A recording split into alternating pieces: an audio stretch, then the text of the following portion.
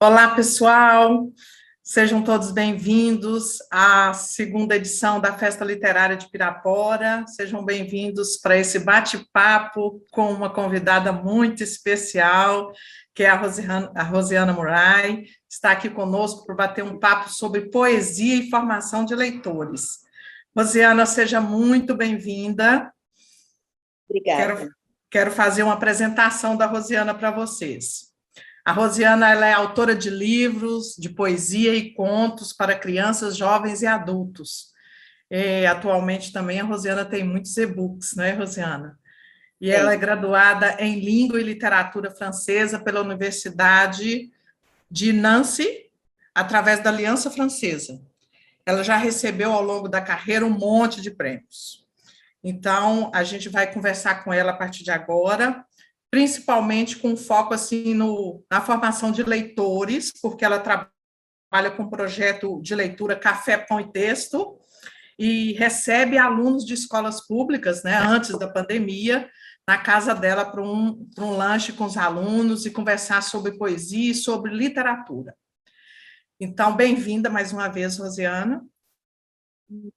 Que bom, né? Porque as meninas do Mon falam tanto de Pirapora, né? Isso. E eu fiz um e-book com Matizes do Mon, nas entrelinhas, e fiz um e-book que é um êxito tão impressionante, com a Marta Dumont, que é preto, branco e outras cores, que tem, eu vou falar porque os e-books fazem parte desses projetos de formação de leitor, tá?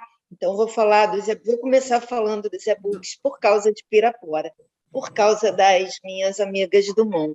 A Marilu já até virou minha comadre e a Marta é meio irmã. Então, eu e Marta nos encontramos uma vez na vida num aeroporto de passagem, cruzamos assim, e ela pensou assim, nossa, eu acho que é a Rosiana. E veio falar comigo, e fazia tempo que eu acompanhava as oficinas dela, às vezes ela fazia oficina Roda do Encantado com a minha poesia, né? Em muitos lugares. E muitas coisas maravilhosas saíram daí, desse encontro de 10 minutos. Um deles foi que um dia, depois de fazer as entrelinhas, sempre foi um sonho para mim, fazer um livro com Matizes do Mon, mas elas, assim, as editoras, não sou eu que indico os ilustradores, e elas eram um luxo tão caro que eu não poderia ter a ousadia de indicá-las, teria que partir deles, né? Mas um dia eu perguntei a Marilu, na maior cara de pau, se ela não me daria umas imagens para a gente fazer um e-book. E aí eu expliquei para ela que projeto é esse dos meus e-books. Ele faz parte desse conjunto de ações que visa a formação do leitor. Os meus e-books são livros gratuitos. Eles são PDF, claro, lindos, eles não estão à venda, eles são maravilhosamente cuidados e você pode imprimir. Quer dizer, se você quiser ter ele como livro, você pode imprimir até num papel melhor, num papel de fotografia colorido, e você vai ter um exemplar teu, assim, lindíssimo, porque eles são imprimíveis e gratuitos. E eu comecei essa história em 2003 ou 2006, não sei direito, os números sempre me embaralham, mas eu tenho muitos e-books já. E aí eu tenho e-books para criança bem pequena, para criança, para adolescente, né, para jovem quase adulto, para adulto. Eu tenho para quem quiser. Eles são maravilhosos. E o que aconteceu na pandemia, eu sempre pensei nesses e-books gratuitos como um presente para as escolas públicas, né? Não tenho nada contra as escolas particulares, elas são um negócio, né? Como os hotéis, ou como qualquer outro negócio, mas algumas têm um projeto belíssimo e sonham com uma educação muito de vanguarda e fazem uma escola. Mas eu acho que num país onde 70% da população está na classe C para baixo, você tem que focar na escola pública, de altíssima qualidade, se você quiser mudar esse país que a gente sabe onde chegamos, né? Então, esse é um presente para as escolas públicas que têm internet. Normalmente, hoje em dia, tem internet na sala de leitura, em algum lugar da escola, salvo em zonas muito rurais e tal. E, mesmo assim, a professora pode imprimir o livro e levar, né? Então, esses e-books, começando pela formação do leitor, depois da pandemia, eles se transformaram num tesouro, porque os professores levam para as suas aulas online. E o professor, ele se viu no meio de um furacão desavisado. Não teve nenhum aviso meteorológico de que vai chegar um furacão, coloca areia na porta da sua casa, sacos de areia, né? Fica não sei aonde. Não teve nada disso. A pandemia pegou a gente de cheio, sem aviso prévio, né? Quer dizer, os cientistas já sabiam que uma hora isso iria acontecer, mas a gente que é leigo não pensava no tema. A gente teve alguns pré-avisos do ebola na África, da gripe aviária na China, e mesmo chegou na Europa, mas não se transformou, ainda bem, né? Porque o ebola ele tem 80% de morte, ainda bem que ele não virou pandemia. Mas chegou a Covid-19 no Brasil, a gente começou com aquelas imagens estarrecedoras na Itália, e de repente teve lockdown em março de 2020, eu ainda recebi uma escola no dia 5 de março, já havia Covid, mas não se sabia direito, não tinha ainda lockdown, nada se sabia direito, nada. Então, eu estava marcada, eu fiquei um pouco na dúvida, mas eu recebi, fui abraçada e beijada por 40 crianças, ainda bem, ninguém adoeceu. E aí, esse conteúdo dos meus e-books se torna precioso, tanto para as professoras quanto para os alunos de todas as idades. Eles são gratuitos, então não precisa que o governo chegue lá com um livro. Se a professora quiser, ela imprime. E o e-book com a Marta, preto, branco e outras cores para ler, para imprimir, ler e bordar. Sim, eu tenho ele aqui.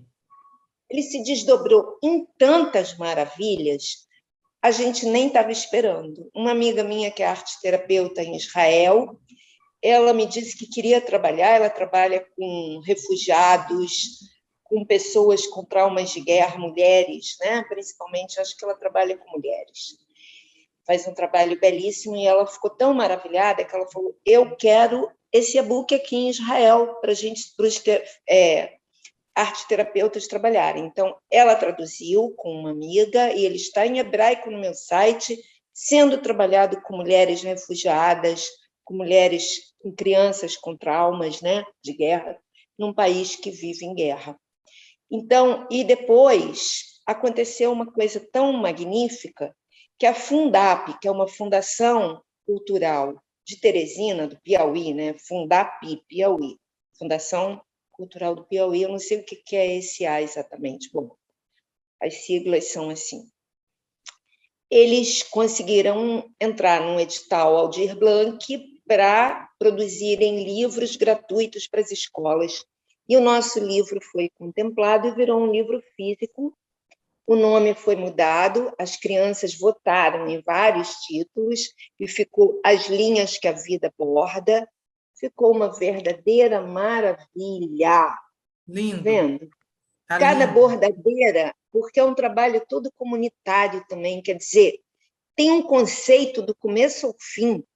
São 20 bordadeiras, um coletivo de bordadeiras, cada uma recebeu um poema, cada uma recebeu alguns livros, como eu, e serão distribuídos, ou já devem ter sido, ou estão sendo, não sei qual é a estratégia, nas escolas, principalmente nas salas de leitura, bibliotecas do sertão do Piauí, que eu pedi expressamente, porque conheço um dos trabalhos mais belos do Brasil, de rede de escolas públicas leitoras, muito belo, do Rio Grande do Norte, mas igual o de Oeiras, no sertão do Piauí, eu não conheço. porque eles trabalham basicamente com literatura e arte. Cada escola, antes da pandemia, tinha um núcleo de arte, 2, 3, dependendo do número de alunos na escola. Uma coisa assim soberba. Então, os meus e-books, eles não param. Acabei de botar um no ar anteontem e já tem quase 500 baixados.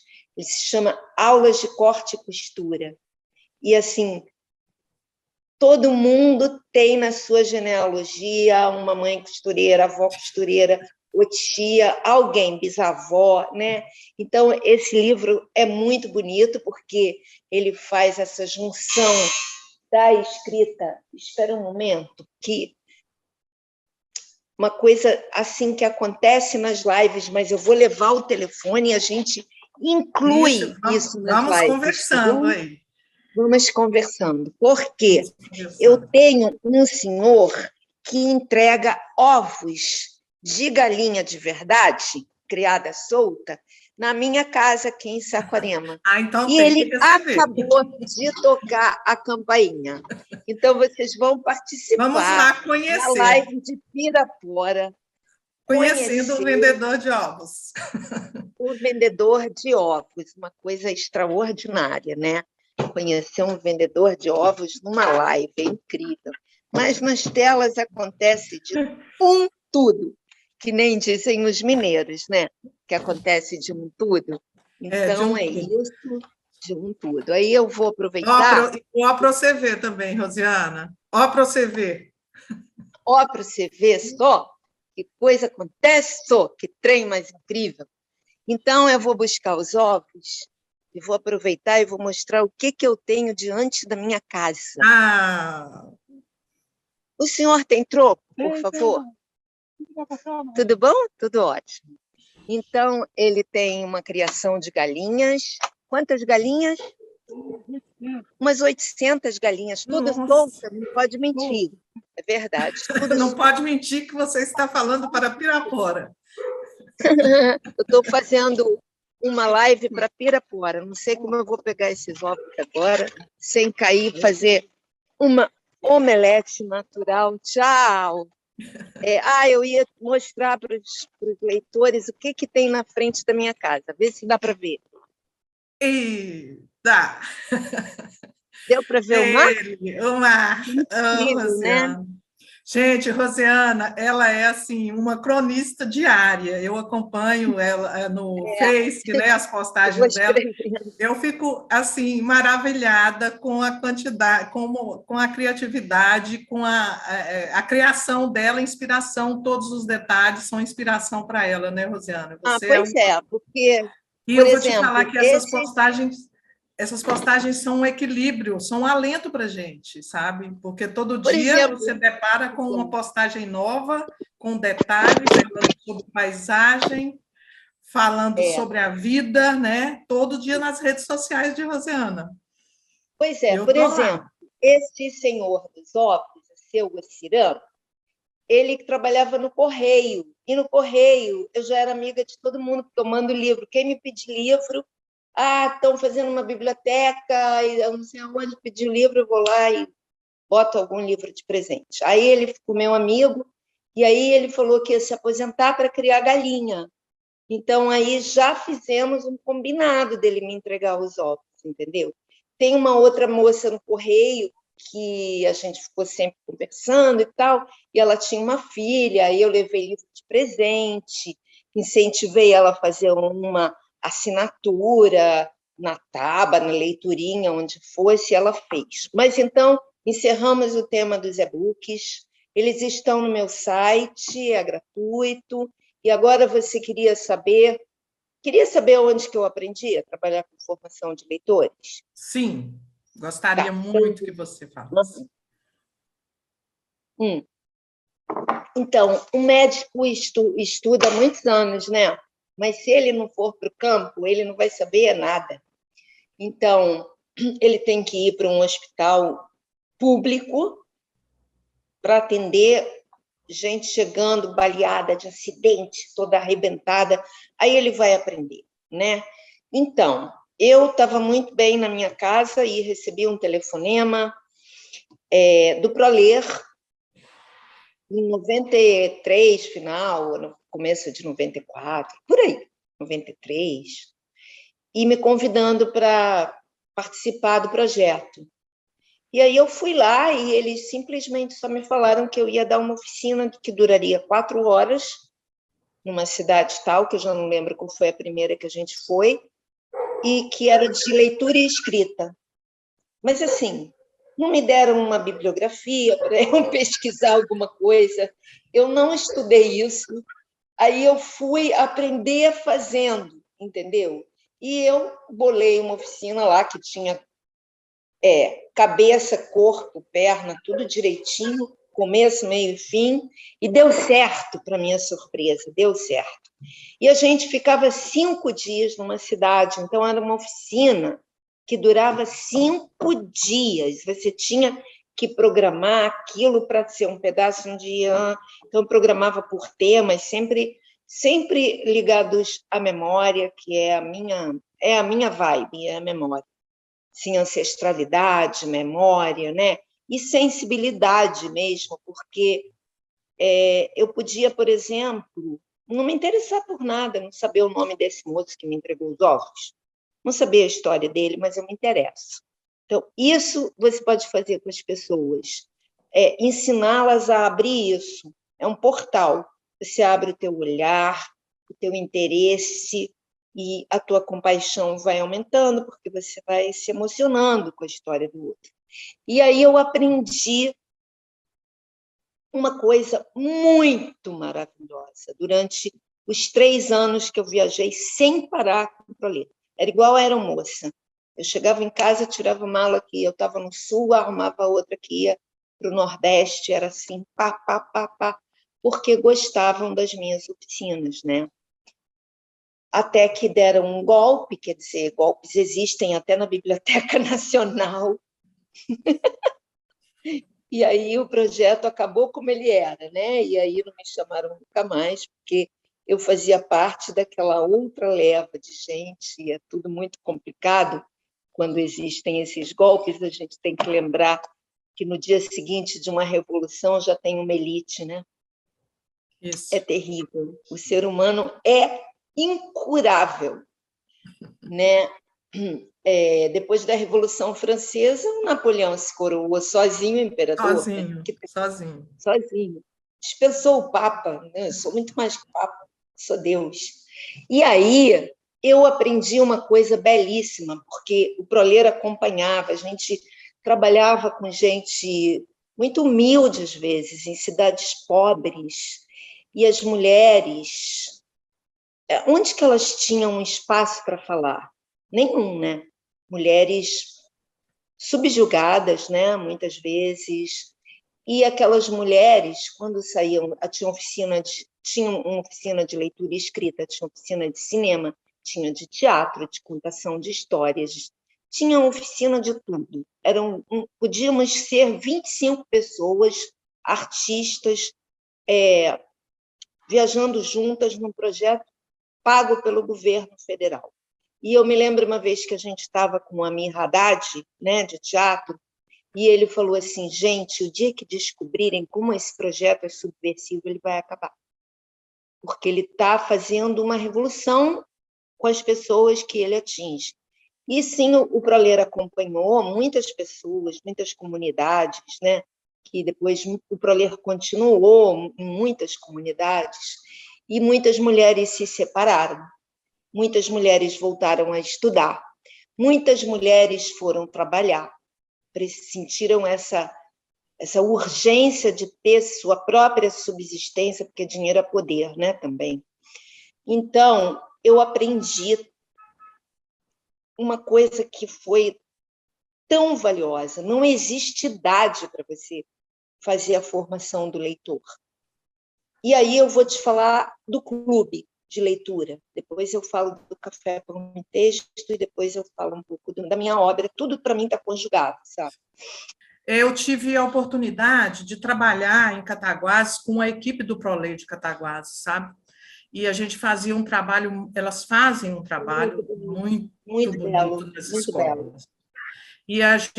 e eu acompanhei a equipe, elas também, né, através de um trabalho que a gente desenvolvia de promoção à leitura, com a obra do Piraporé, das Aventuras do Piraporé. E que equipe fantástica! Que Eu trabalho é imagino esse que você, que trabalho transformador, transformador. transformador, porque ele é feito com paixão, né? Exato. Muita paixão. Foi o projeto mais bonito que eu já vi na minha vida, esse de levar arte e literatura para as pessoas de qualquer lugar do Brasil. A gente ficou em lugares assim muito longínquos mesmo. Foi muito bonito. E, bom, até que um dia, para mim, esse projeto acabou, né? Para mim, Uhum. pessoalmente. E aí, estava te falando do Café, Pão e Texto, né? De Isso, como. isso. É. Não, do clube de leitura. Do Vou clube de falar do leitura. Clube de leitura da Casa. leitura. Como esse projeto do ProLer me ensinou sobre formação de leitor, que não existe idade para a gente formar um leitor, né?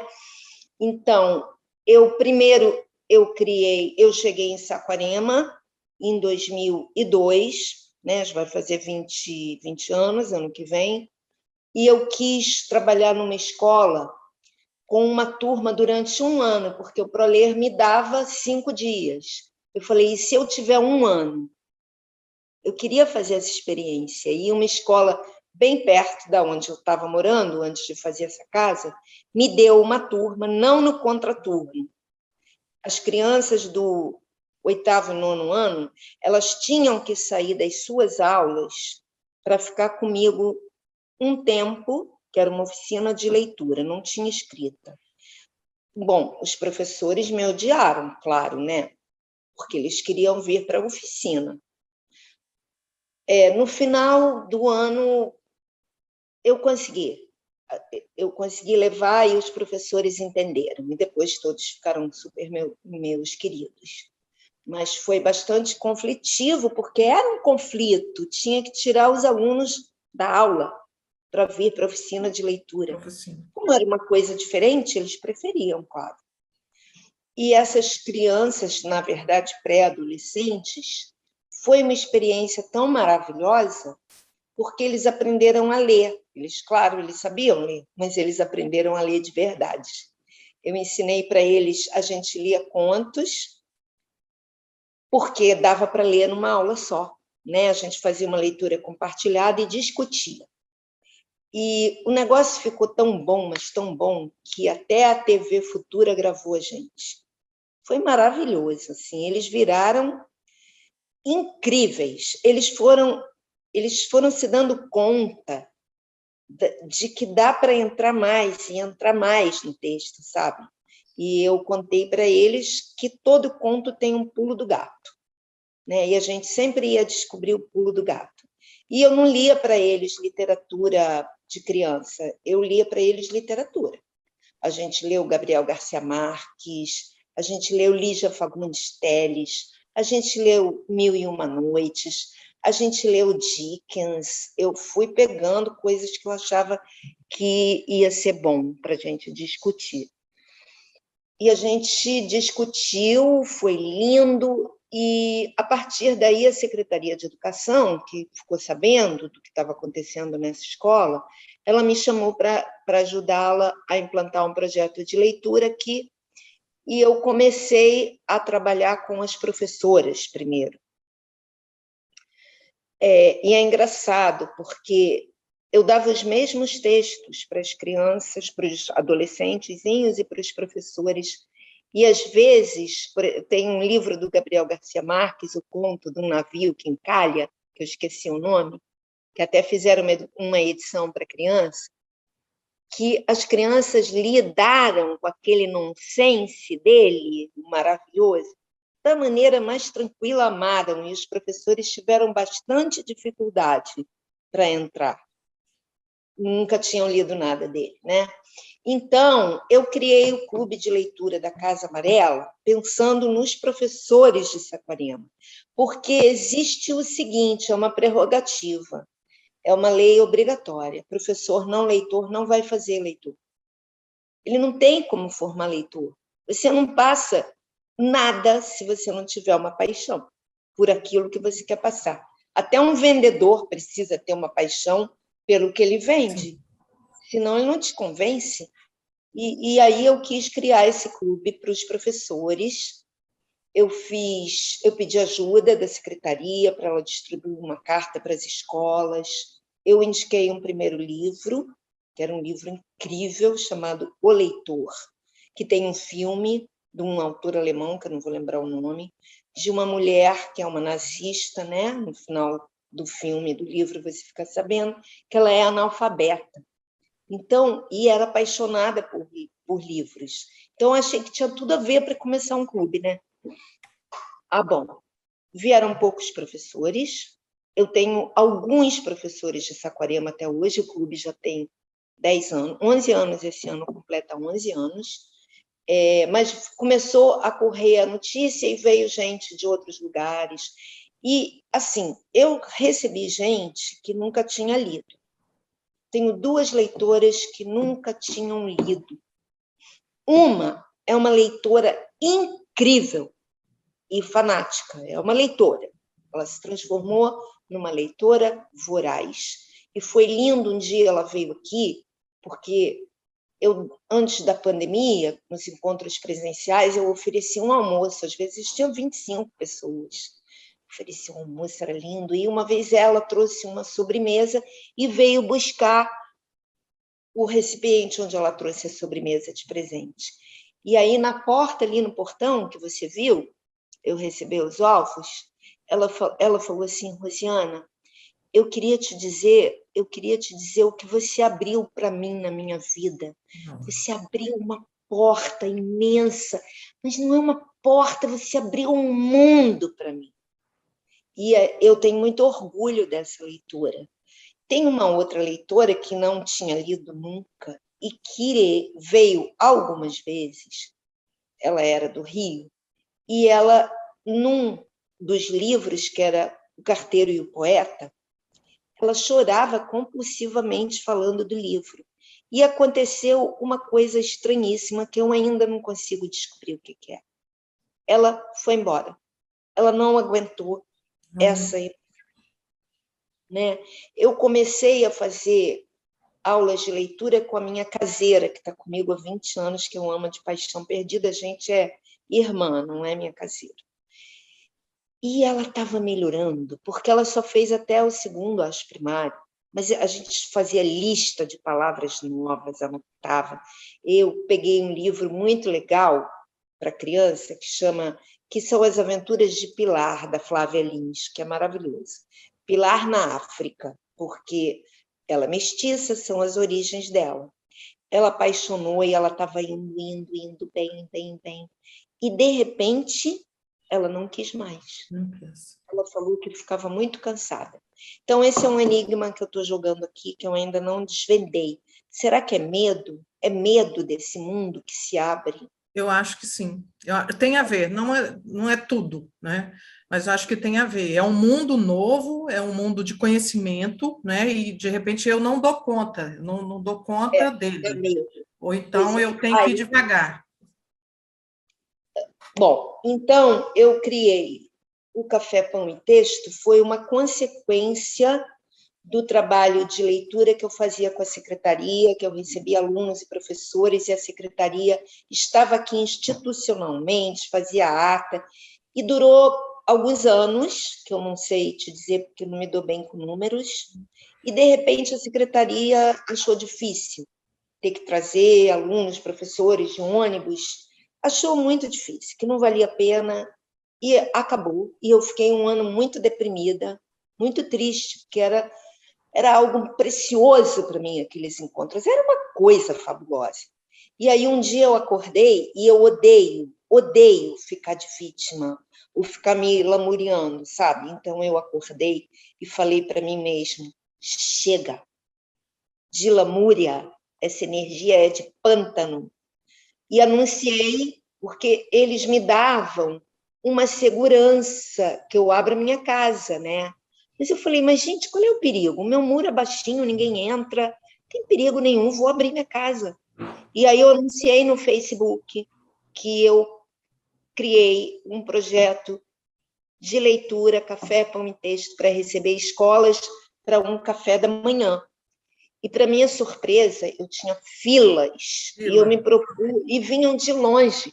Teve escolas que vieram de muito longe. Teve uma que veio de um lugar nos confins do Rio, que são 4 horas de viagem.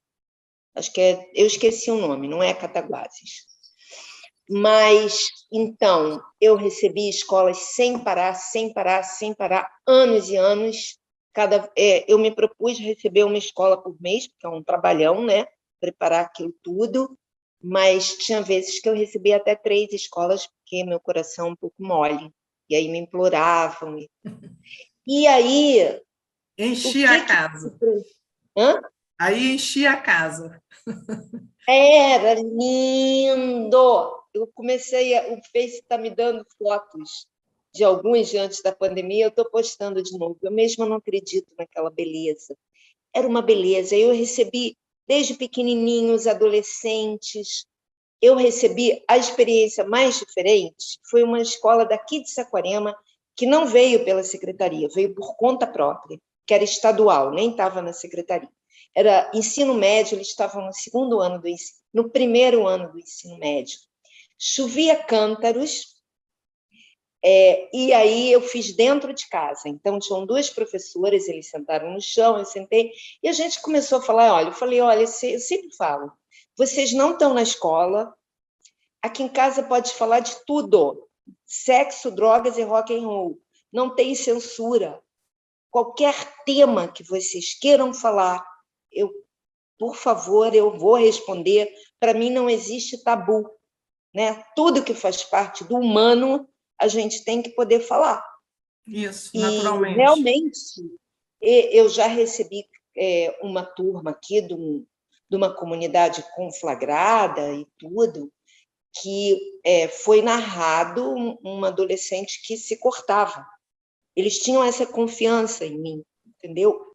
Então, eles sentaram aqui dentro, foi maravilhoso, maravilhoso. Eu fiz um exercício lindo escrito com eles, para eles entenderem o que é uma imagem poética. Foi tudo lindo, e a mesa estava posta, eu que faço pão, eu gosto de fazer pão.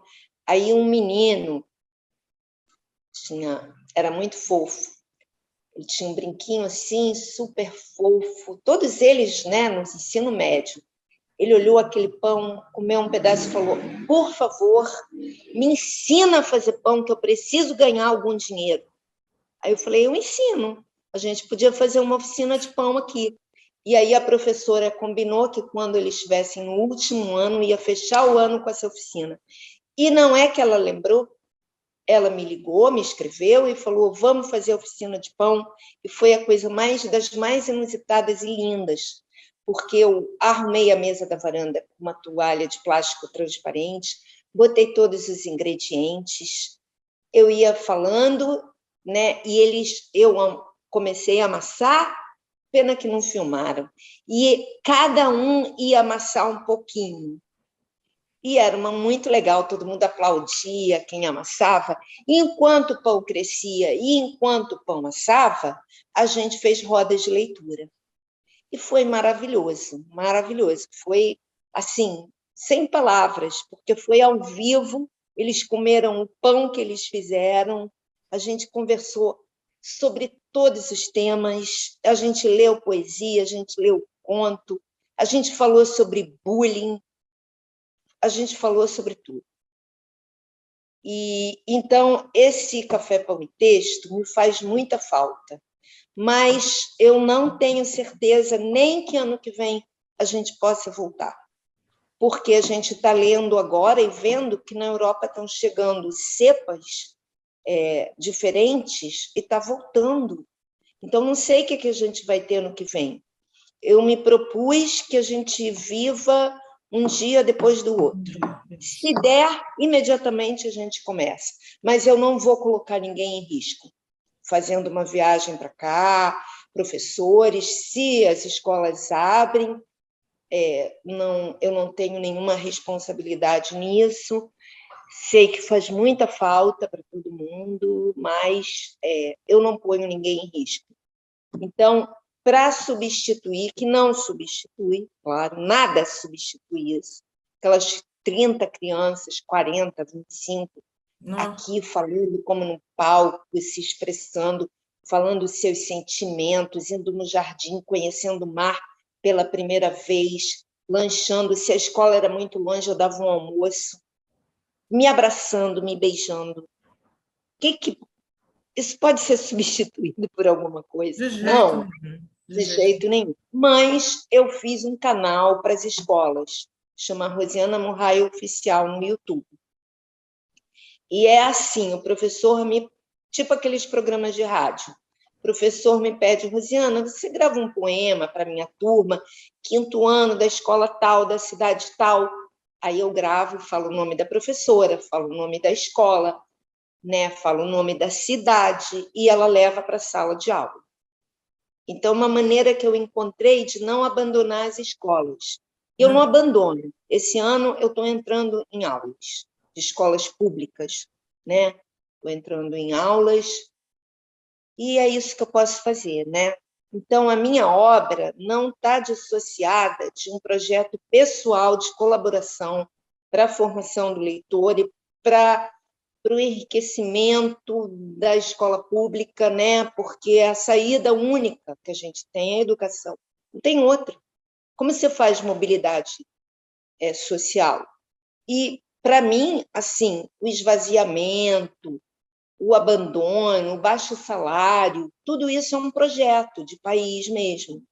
Vamos manter essas pessoas bastante longe dos livros, porque assim é tão fácil enganá-las. Você não engana um bom leitor. Um bom leitor, ele sabe ler as mentiras.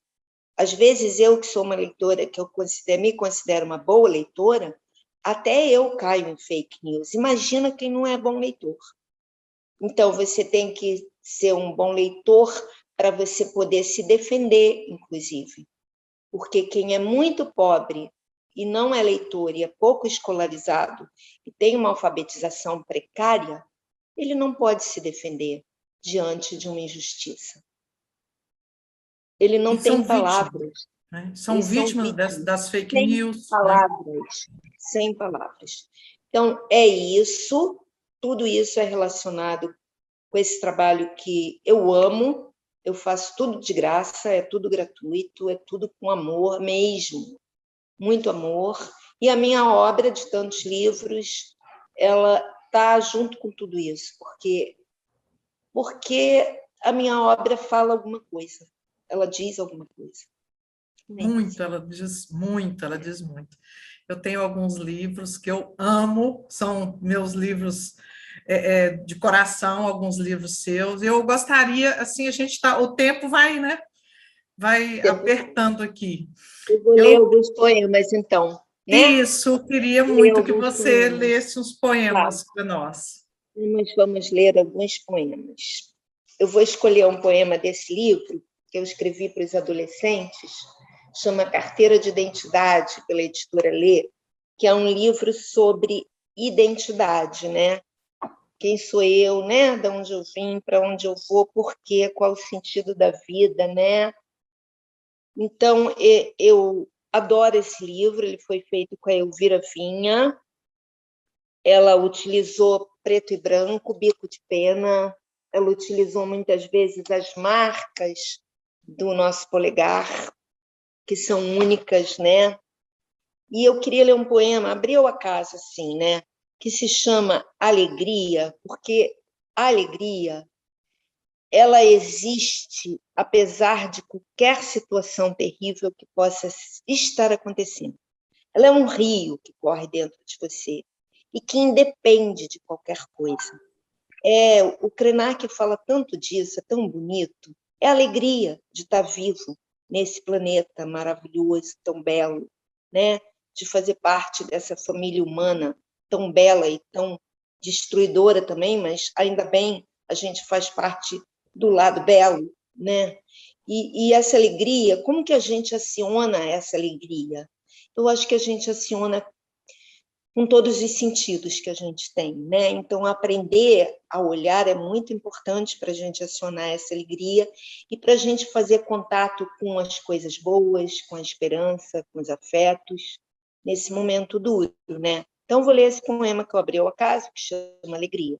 Alegria pura, como peixes dourados, como fio de água escondido na pedra, como os sinos de uma cidade equilibrada nas encostas de um sonho, alegria para inundar os gestos mais cotidianos, mais simples. Porque, na verdade, o que a gente tem é o nosso cotidiano. Os grandes, imensos acontecimentos, eles são raros, né? O que a gente tem é a vidazinha miúda de todo dia. Eu acordo, leio, escrevo, cozinho, vejo, contemplo meu trabalho, faço meu trabalho, né? Quem sai por aí para trabalhar, faz o seu trabalho, volta, cozinha, tem a família, tem os amigos. Então, é isso. Vou ler outro poema. Hoje eu estava pegando um livro muito antigo que chama Artes e Ofícios. E aí, então, eu vou ler o poema da professora. Tem tantos professores, meus leitores. Com sua lanterna de abrir o céu, de iluminar as profundezas do mar, a professora soletra nosso pequeno coração. E todos os dias, diante de nossos olhos assombrados, ela costura o passado e o futuro, desembrulha os segredos do universo. E as professoras nessa pandemia, elas são heroínas impressionantes, porque é como eu comecei a falar no início, ia falar disso, e me enrolei em outros temas, porque essa epidemia, né, essa pandemia, ela veio assim, pá, sem aviso prévio, e da noite para o dia as professoras tinham que fazer as aulas de um outro modo. Elas não estudaram para isso, elas não se prepararam para isso, elas tiveram que reinventar, se reinventar, e cansa muito ficar o dia inteiro diante de uma tela. E cansa muito conseguir passar conteúdo, conseguir fazer com que o aluno fique atento, alerta, porque eu vejo pelo meu neto que se cansa, fica meio entediado, com 11 anos, quase 12. É muito difícil, gente. Os professores merecem assim que a gente aplauda 1 minuto sem parar em pé, de pé. É mesmo. São sim. Verdadeiros. E a falta de estrutura, né? E não só para eles, para os professores, para os alunos, né? Os alunos mais carentes, que não têm Claro, o celular, que não têm o computador, internet. não tem internet. Lá em Oeiras, eles criaram uma rádio. Então, também tem uma notícia de lá do Lagoa Nova, do Rio Grande do Norte, onde uma professora fez um programa de poesia no rádio para os alunos dizendo um poema, e a voz do aluno vai para o rádio, para a família se sentar em volta do rádio e sentir esse orgulho da sua criança. Então, você tem que se inventar mesmo, se inventar. Aí eu tenho esse livro bem recente, chama Com a Lua nos Olhos, um livro lindo, com ilustração da Regina Renault, é todo de lua, do começo ao fim, todo de lua. Só tem poemas de lua. E tem um poema que se chama Lágrimas, muito apropriado para o nosso momento, né? Porque a gente chora, já chorou, vai chorar, mesmo que não chore para fora, chora por dentro. E se chovesse na lua, seria uma chuva de prata? Faria música a chuva da lua? Feche os olhos para que dentro deles caibam a lua e suas águas inventadas. Ou seriam as minhas lágrimas? Rosiana, que lindo esse... Nossa, uma verdadeira aula, assim, uma palestra. Gente, eu fico até, né, emocionada de te ouvir, porque eu acho você de uma delicadeza para tratar todos esses temas, de uma lucidez para tratar esse tema, né, da escola, da formação de leitores. e eu fico todas as vezes, as 2 vezes, a segunda vez, estou te ouvindo, né? Já assisti muitos vídeos seus. Eu fiquei assim encantada com você, sabe? Eu achei a sua interação com os alunos foi, eu fiquei fascinada, porque os meninos eles se calaram para te ouvir, sabe? Foi muito bacana você ler poesia com eles, e eles ficaram atentos. Então, eu quero agradecer muito a sua participação aqui, de poder levar você para conversar, né, com os leitores em Pirapora, com os professores, né, verdadeiros guerreiros desses tempos de pandemia tão sombrios, né, mas que a gente tem que acreditar sempre, né, que isso vai passar e que as coisas vão, a gente vai voltar a poder interagir com as pessoas, né, de forma presencial, fazer esses encontros com os alunos. Sabe como passaria? De uma maneira muito simples. Os governos que têm dinheiro teriam que fabricar a vacina gratuitamente para os países menos desenvolvidos, Índia, o continente inteiro da África, o Brasil, né, o México. Primeiro, porque a gente está vendo toda a corrupção das vacinas, né? Imagina se isso fosse dado e toda a humanidade se vacinasse. 60%, 70% da humanidade. Aí você acabava com a pandemia. Fora tudo que precisa ser feito em relação ao meio ambiente, né? Eu vou fechar com um poema, tá? Eu vou fechar com um poema. Ele está nesse livro, Todas as Cores Dentro do Branco. Vermelho. Vermelha é a paixão, quando rompe portas e janelas e varre a casa com fogo e tira a casa do chão. Vermelho é o fogo e seu rastro ardente, quando incendeia as linhas da mão e embaralha os caminhos. Vermelho é o beijo tingido de sol, quando a boca de quem se ama é cálice do mais puro cristal. Vermelho é o ódio, o rosto da guerra, quando no outro nenhum rosto se reconhece. Vermelha é a mão que mata. Vermelha é a mora do campo, a joaninha, os acordes do tango, a morte do touro, o copo cheio de vinho. Vermelha é a revolução, o mergulho do sol, vermelhos os sinos de uma cidade perdida. O nascimento é vermelha.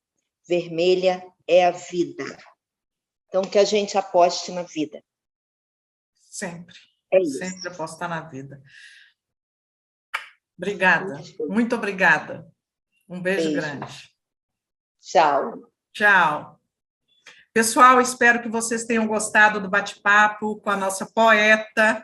Acompanhe nossa programação, porque amanhã tem mais. A partir das 14h30 tem contação de histórias e à noite, às 19h30, nós vamos receber a professora Joaquina Nobre, que é reitora do Instituto Federal do Norte de Minas. Nós vamos conversar sobre a importância da literatura na preservação da cultura regional. Esperamos por vocês, um grande abraço.